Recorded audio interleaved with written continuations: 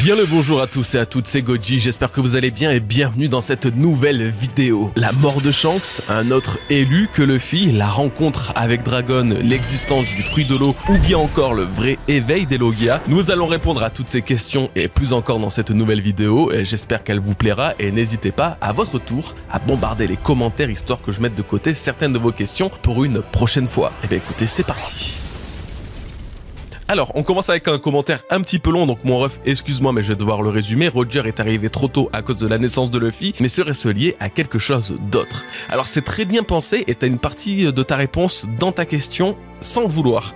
Déjà, faut savoir que le Toki Toki no Mi de Toki, du coup, peut encore exister quelque part. Voilà, il a pu être consommé par quelqu'un depuis les 20 ans qui se sont écoulés depuis sa disparition. Je trouve ça important de le noter, comme de noter que de très nombreux fruits du démon ayant appartenu à des personnages aujourd'hui décédés sont toujours dans la nature et risquent de réapparaître un jour ou l'autre. Genre, récemment, le fruit d'Orochi, le fruit de Kanjuro, rien que sur Wano Kuni, ils sont censés réapparaître, tout comme celui de Toki. Et si Kaido et Big Mom sont vraiment dead, ce dont je doute très fortement, pareil, leurs fruits surpuissants respectifs pourraient réapparaître quelque part. Donc concernant Toki, il se peut qu'il réapparaisse chez quelqu'un, mais surtout qu'il ait servi pour un projet d'encore plus grand d'envergure. Si je suis ok avec ça, avant d'aller trop loin, je m'arrêterai simplement à une seule personne. Un seul personnage qui pourrait être autant important que Luffy pour le futur, et qui n'existait pas vraiment à l'époque de Roger, et c'est Momonosuke. Alors si, il était né à l'époque de Roger, mais son rôle en tant qu'enfant n'aurait pas été le même que son rôle actuel en tant qu'adulte et shogun de Wano. Si Luffy est important, voire central,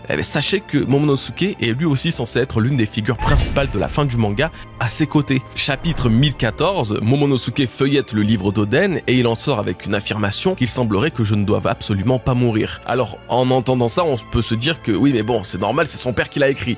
Et non les gars, Oden n'a pas écrit ça ni sur lui, ni sur Toki, ni sur Iori. Seul Momonosuke a un rôle exceptionnel, ou du moins aura un rôle exceptionnel. Mais attendez, c'est pas tout. On inverse le 1 et le 4 du chapitre 1014 pour arriver au chapitre 1041. Dans celui-ci, il se passe plusieurs choses. Déjà, Yamato trouve ça dingue que Momonosuke peut parler à Zunesha et révèle même qu'Oden l'avait prévu. Et de ce fait, il, donc Momonosuke, est celui qui guidera le monde jusqu'à l'aube. En gros, ça veut juste carrément dire qu'Oden a découvert au fil de son aventure et de ses lectures de poneglyphes que quelqu'un qui sera capable de parler et contrôler Zunesha sera celui qui libérera le monde, ou du moins qui aidera le monde à être libéré. Et pour qu'il préchote que ce soit son fils, ou en tout cas c'est ce que Yamato disait et ce que son carnet doit sous-entendre, eh bien les poneglyphes devaient alors mentionner que c'était un descendant Kozuki qui serait capable de communiquer avec lui. Ce Kozuki allait devoir aider Joy Boy, notamment en ouvrant les frontières de Wano Kuni, ce qui aura comme effet, comme l'a dit le père d'Oden au chapitre 1055, de libérer Pluton. Donc résumé grossièrement, ça signifie que Oden voulait que Joy Boy puisse avoir accès à la puissance de Pluton, qui sera débloquée par Momonosuke et Zunesha. Rien que ça. Alors quand tu te demandes si Roger n'attendait finalement pas autre chose que Nika ou Joy Boy et que le fruit de Toki pouvait en être à l'origine, en fait t'as totalement raison, parce que Joy Boy ne pourra apparemment pas mener son plan à bien sans Momonosuke, qui a justement voyagé 20 ans dans le futur par Toki. Finalement, Roger et Oden n'ont fait que donner un coup de pouce à la génération qui allait leur succéder. C'est un peu triste de se dire qu'à la fin on les oubliera un peu pour des Luffy, des Momonosuke, qui seront considérés comme de véritables héros sauveurs du monde, alors que les anciens leur ont totalement ouvert la voie. Salut Goji, j'espère que tu vas bien, je vais très bien mon ref et toi. J'ai deux questions. Penses-tu que Shanks va mourir dans l'œuvre? Penses-tu que Roger et Chebek connaissaient l'existence de Imu? La mort de Shanks est un sujet assez sensible en vrai et que je trouve moi passionnant et sans tourner trop autour du pot. Ouais, je pense qu'il va mourir. En fait, je vois la chose assez simplement pour One Piece. Je me dis que Ace et Barbe Blanche ne seront pas les seules morts vraiment importantes et impactantes de l'œuvre. Et là, nous arrivons dans une guerre qui va littéralement détruire le monde. Tous les pirates, les marines, les révolutionnaires et j'en passe vont entrer dans une bataille qui sera également la dernière de One Piece. Donc oui, je m'attends à une ou plusieurs morts impactantes et je pense que Shanks peut totalement en faire partie. Il y a plusieurs arguments qui peuvent aller vers ce sens, comme par exemple la rivalité qu'il a avec Barbe Noire. On ne sait pas quel lien les unit tous les deux, mais Barbe Noire est un personnage qui provoque de grandes conséquences à chaque fois. Il est à l'origine de la capture et donc de la mort d'Ace. Pourquoi ne serait-il pas également à l'origine de la défaite de Shanks le Roux? Il y a aussi le symbole du chapeau de paille qui est très important. Pouvons-nous vraiment penser à un seul instant que Luffy va lui redonner son chapeau? Il ne lui rendra jamais, car il n'aura n'aura pas le temps de le faire et pourrait au pire lui déposer sur sa tombe, voire même l'offrir à son tour. C'est justement là, je pense, que le plus gros argument de la mort de Shanks réside, dans la possible existence de son enfant sur Fuchsia. Alors oui, là on est dans du conditionnel à 100%, hein. C'est que de l'hypothèse, même du fantasme, mais je trouve que c'est important pour bien théoriser sur la fin du manga d'imaginer également ce que sera l'ère qui suivra celle de Luffy. Après la fin de l'œuvre, après que Luffy ait libéré le monde, la Terre ne s'arrêtera pas de tourner pour autant. Les Mugiwara vont vieillir et de nouvelles têtes vont ressurgir pour assouvir un espèce de désir de liberté en prenant la mer, comme Luffy a fait en fait. Cette nouvelle ère sera en partie composée de jeunes enfants que nous avons pu voir au fil de l'aventure de One Piece, dont l'enfant de Makino, son fils. Voilà, Makino qui, je vous rappelle, est quand même la figure féminine originelle de One Piece, l'un des premiers personnages introduits dans l'œuvre, à qui Luffy a fait de surcroît une promesse. Je veux dire, c'est pas n'importe qui, et je trouverais pas ça con que scénaristiquement, son enfant soit celui de l'autre personnage introduit au même moment au chapitre 1, Shanks le Roux. J'ai même envie de dire, quel intérêt de coller un enfant à ce personnage venant de l'île du roi des pirates s'il n'est pas destiné à quelque chose dont par exemple hérité de la volonté de son père, le célèbre et légendaire Shanks le Roux. L'histoire se répéterait certes, mais Luffy ne pouvant rendre son chapeau à Shanks le donnerait à son fils pour qu'à son tour il voyage en portant sur sa tête cet élément si symbolique de One Piece. De toute façon, ce chapeau n'est pas fait pour être rendu, il est fait pour être légué. Comme Luffy l'a eu de Shanks, Shanks l'a eu de Roger et Roger l'a sûrement eu de quelqu'un d'autre. Donc voilà mon point de vue là-dessus, Shanks mourra bel et bien, mais son sang ne disparaîtra jamais vraiment. Bon, et maintenant la deuxième question, du coup, je pense que parmi tous les personnages ayant pu exister dans One Piece, tu as vraiment cité, entre Roger et Chebek, les deux qui pourraient parfaitement connaître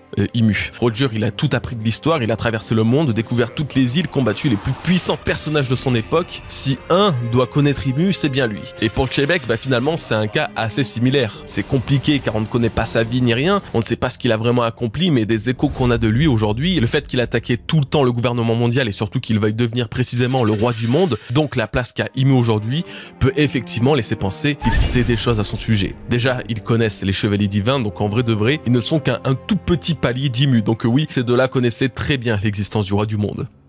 Salut Goji, merci beaucoup pour tes super vidéos, continue comme ça, merci beaucoup mon ref. Je voulais te demander ce que tu penserais d'un Logia de l'eau, pas neige ou glace, mais vraiment eau liquide. Peut-être celui de l'homme à la cicatrice de feu. Alors c'est marrant parce que justement à l'époque où on nous disait que l'homme à la cicatrice de feu engloutissait ses adversaires dans des tourbillons, j'ai précisément sorti cette théorie là, qu'il pourrait être l'homme au Logia de l'eau. Pareil, c'est un sujet que j'ai eu le temps d'aborder à travers de multiples vidéos, mais l'existence de ce fruit ne m'étonnerait pour rien au monde, au contraire, j'espère même qu'il apparaîtra, et je vais vous expliquer pourquoi s'il faut, pas de souci. Tout d'abord, le fruit de l'eau est un paradoxe sans forcément l'être non plus. Hein. L'élément de l'eau est représenté à de très nombreuses reprises à travers divers fruits du démon. Le Logia de la neige et de la glace sont des fruits de l'eau, mais sous une forme différente, voilà, solide. Le fruit du marécage de Caribou ou même celui du mucus de Trébol peuvent aussi être dans une certaine mesure considérés comme liés à l'élément de l'eau, tout comme le fruit du savon de Khalifa. Donc on comprend que ce n'est pas forcément l'eau elle-même le problème, c'est davantage la mer. En effet, dans le SBS du tome 41, Oda parle du rapport entre l'eau et les utilisateurs de fruits du démon. Il explique que ces derniers ne sont vraiment sensibles qu'à la nage, car ils deviennent des enclumes. Mais sinon, l'eau en elle-même n'est pas une kryptonite pour autant. Avec ces quelques éléments, on peut déjà se dire que oui, le Logia de l'eau n'est pas tant contre nature que ça, son utilisateur ne pourrait seulement pas nager, il aurait la même sensibilité à l'eau que les autres, à exception près que son corps est tout autant intangible que les Logias et qu'il peut générer de l'eau tout en contrôlant l'eau environnante. En vrai, c'est ce que font déjà les hommes poissons en quelque sorte. Hein. Nous apprenions également il y a peu de la bouche de Vegapunk que la création des fruits du démon résulte d'un désir d'évolution de l'humanité, laissant comprendre et sous-entendre que tout ce que l'humain imagine peut se manifester sous la forme de pouvoirs démoniaques. Le pouvoir de contrôler la foudre a été désiré, de contrôler le sable, de contrôler le feu et même la glace également, mais vous allez me faire gober que personne dans le monde, dans toute l'existence humaine, n'a voulu se prendre pour le maître des eaux. Pas possible. Non, non, vraiment le Logia de l'eau peut exister, il sera limité certes, mais permettra le contrôle de cet élément, notamment de pouvoir former des tourbillons en mer. Si jamais Gaban n'est pas l'homme à la cicatrice de feu, mais surtout qu'il n'a pas de fruit du démon particulier, alors le gardien du Rod Poneglyph ultime, qui navigue sur un navire en coulant ses ennemis, serait l'homme possédant le fruit de nos convoitises. Oda préparerait l'apparition de ce Logia exceptionnel pour la fin de One Piece à travers celui possédant la dernière clé pour Laftel. Et je dois avouer que j'aurais quand même bien le seum si ce fruit du démon n'apparaît pas dans l'œuvre. Faudra vraiment qu'Oda me donne une giga bonne justification pour que je l'accepte tranquillement. Alors mon ref, encore une fois, une question un peu longue, mais merci beaucoup pour ton message qui était d'ailleurs très beau. En résumé, tu me demandes si Luffy va rencontrer Dragon prochainement et si le Gear 5 sera plus badass avec le temps. Alors, on va commencer par la rencontre avec Dragon. Premièrement, la baisse est simple, on n'a jamais été aussi proche de ce moment-là. Voilà. La façon dont l'histoire commence à se dérouler met les révolutionnaires 1 milliard de fois plus en avant qu'ils ne l'étaient il y a seulement 3 ou 4 ans. Donc oui, totalement. La rencontre approche. À dire vrai, si elle ne se fait pas sur Elbaf, je pense que ça sera obligatoirement dans l'arc qui suivra, maintenant que les chevaliers divins sont dévoilés et sont passés à l'action, maintenant qu'Imu commence à s'occuper personnellement de certains événements et que Marie-Joise est sous un véritable siège provoqué par les révolutionnaires, on ne peut pas dire que ces derniers ne sont pas au centre même de l'histoire. En fait, je dirais même que si nous étions dans la saga des empereurs jusqu'à Wano Kuni, depuis Egghead, nous sommes vraiment rentrés dans ce que j'appellerais la saga de la révolution, puisque chaque personnage introduit, depuis ce moment, est lié à la fois au gouvernement et aux révolutionnaires. Bonnie, Vegapunk, Kuma, eux qui ont été dévoilés là maintenant, sont intimement liés à ces deux causes. Sabo est devenu l'empereur des flammes, et même les pirates de la Cross Guild se révoltent frontalement contre la marine. Nous sommes dans l'ère de la révolution et les Mugiwara sont surtout en train de découvrir à travers l'histoire des géants que le gouvernement doit être absolument vaincu, en particulier après les avoir affrontés sur Egghead.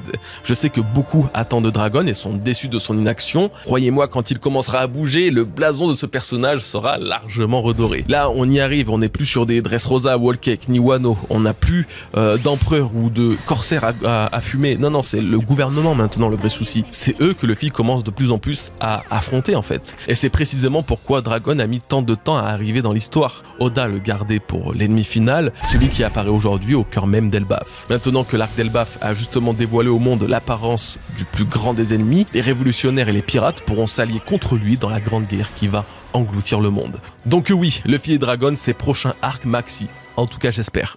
Alors, concernant le Gear 5 maintenant, à savoir s'il sera plus sérieux et badass. Comme d'habitude, cette transformation va servir de ressort comique pendant 2 ou 3 chapitres, maximum après son utilisation, et le reste sera beaucoup plus sérieux en fait. Parce que c'était le cas face à Kaido, Luffy faisait vraiment le con au début, et après ça s'est quand même vachement apaisé, au point où le Bajrang Gun était, ma foi, totalement épique. J'ai adoré cette scène. Pareil face à Lucci, regardez, même le fait qu'il invoque des lunettes et tout, ça a donné lieu à une scène vraiment stylée. Moi j'ai trouvé tout d'extrêmement badass et face à Saturne et Kizaru, à part le coup des pizzas et de la batte de baseball, c'était vraiment loin d'être aussi cartoon que ça en vrai de vrai. Enfin ça aurait pu être bien pire, voilà. Je pense qu'il saura devenir badass quand il faut, tout en ajoutant cette pointe d'ironie à chaque fois. Ça fait partie du personnage maintenant, ça fait partie du power-up de Luffy, il va falloir s'y faire. Et honnêtement, en vrai, jusqu'à présent, à part au début, j'ai pas trouvé le Gear 5 si décalé que ça.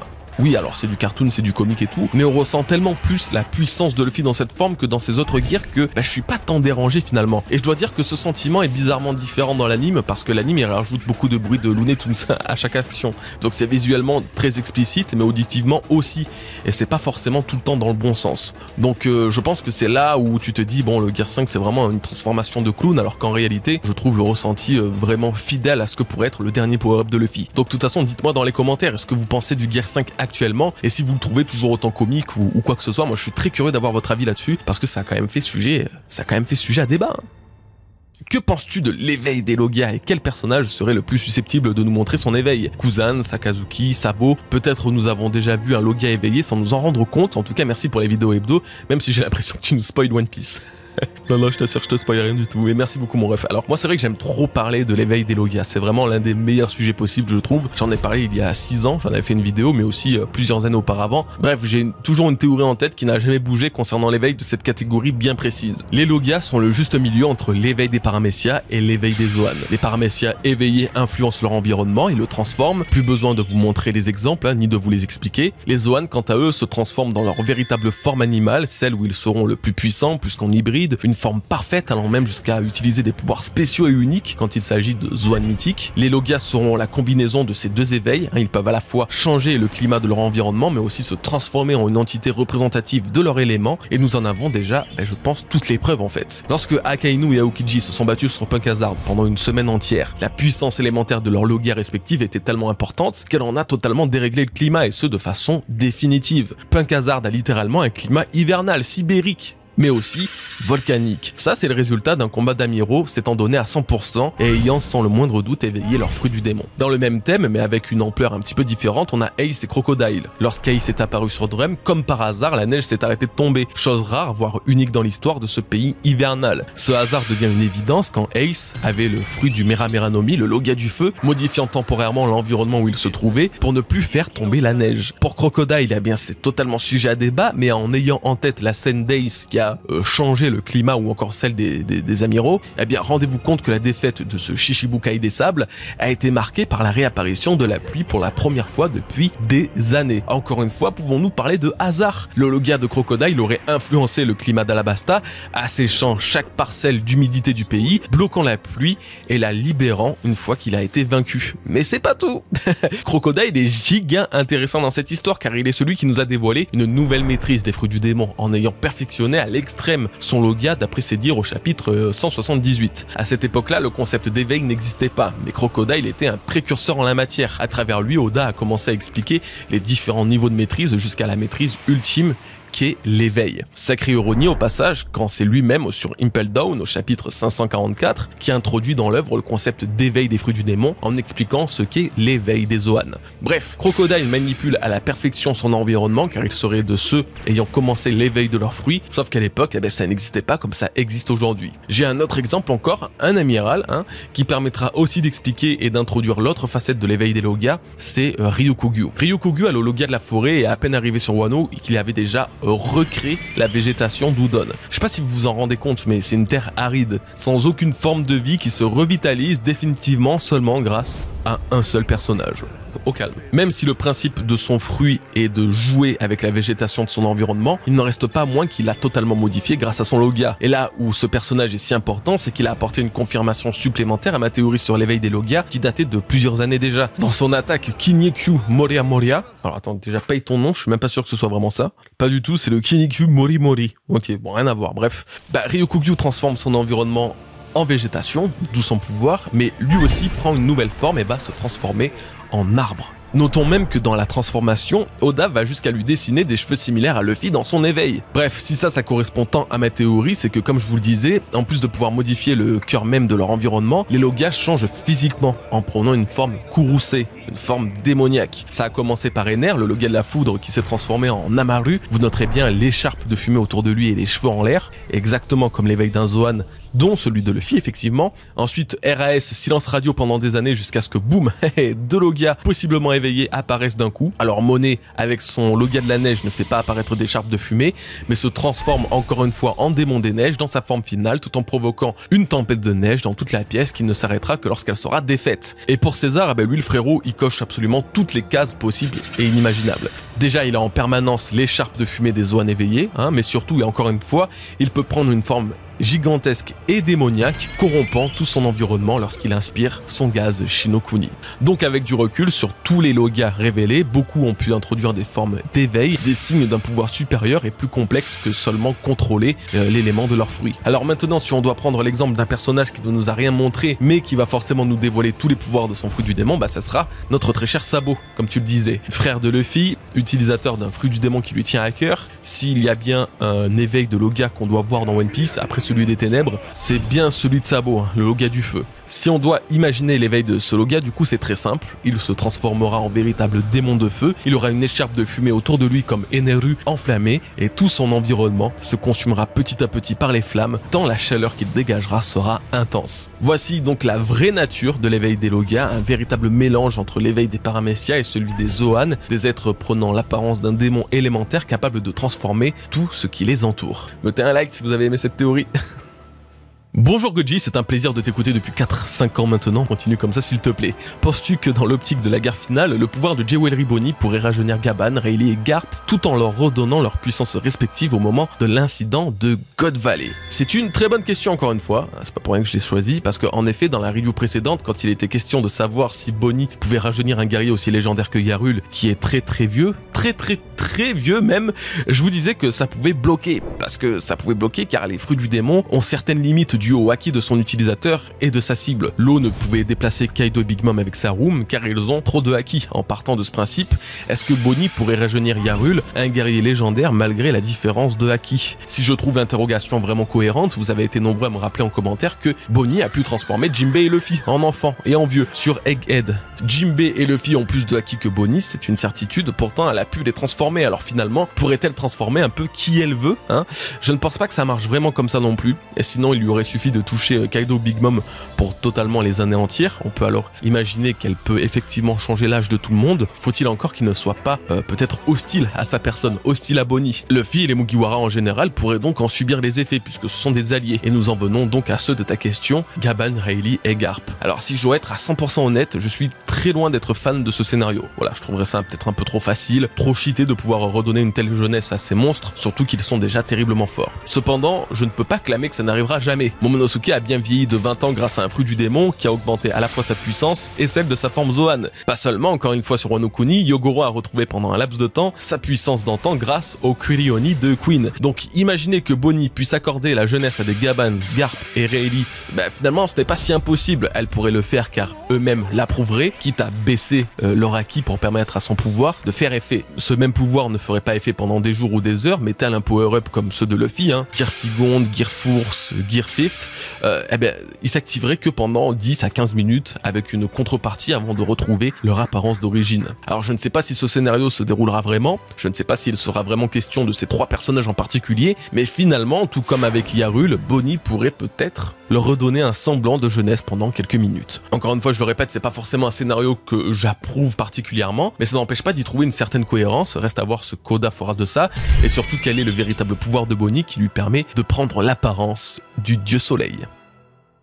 Quel est ton avis sincère sur One Piece en ce moment? Est-ce que tu prends toujours autant de plaisir à lire et découvrir les chapitres semaine après semaine? Est-ce que la courbe du kiff est en bas ou en haut en ce moment et à quel moment elle était à son prime de ton point de vue? Merci pour les analyses chaque semaine, tu gères. Merci beaucoup mon ref et sincèrement, écoute, pour moi, ça fait partie du pic de One Piece là dans ce qu'on est. Moi depuis Wano, rien ne s'arrête. Voilà, les révélations, les découvertes de personnages, les mystères. Moi qui est à jour et qui fait des vidéos depuis précisément la fin de Dressrosa et le début de Zou du coup, je trouve qu'il n'y a pas eu mieux entre-temps que les chapitres qu'on se tape depuis 3 ans, en particulier depuis le Gear 5. J'ai adoré Wano, mais surtout la fin de Wano. J'ai tout de suite senti qu'on était plus du tout dans la même dynamique parce que ça allait beaucoup plus vite et tout. Ça n'a pas loupé, en moins de 70 chapitres à partir de ce moment-là. On a eu la Cross Guild, on a eu Pluton sur Wano, on a eu la destruction de Lulusia, le mystère du rêve de Luffy, l'apparition d'Egghead sur Vegapunk, la théorie sur les fruits du démon, flashback de Kuma, Bonnie et God Valley, tous les événements de la ruche, et bien sûr les démons du Gorosei, Imu face à Cobra, l'histoire de Joy Boy, Emmett, les gars j'en oublie beaucoup. Il y a eu des chapitres horribles dans le sens où c'était long, il te faisait grincer des dents quand tu les lis hebdomadairement, mais moi de mon point de vue, si je dois prendre une globalité, Oda arrive totalement encore à me happer dans son histoire. Plus que jamais même, en vrai. Parce que c'est précisément pour ça que je lis One Piece et que j'ai attendu toutes ces années, parce que c'est, je trouve, la consécration de milliers d'heures offertes à cette œuvre et de millions d'heures que l'auteur nous a offert à travers cette œuvre aussi. Tout ça c'est mon avis, c'est vraiment un ressenti perso, c'est pas un fait, donc essayez pas de contredire un ressenti personnel, vous perdrez du temps, je vois déjà les...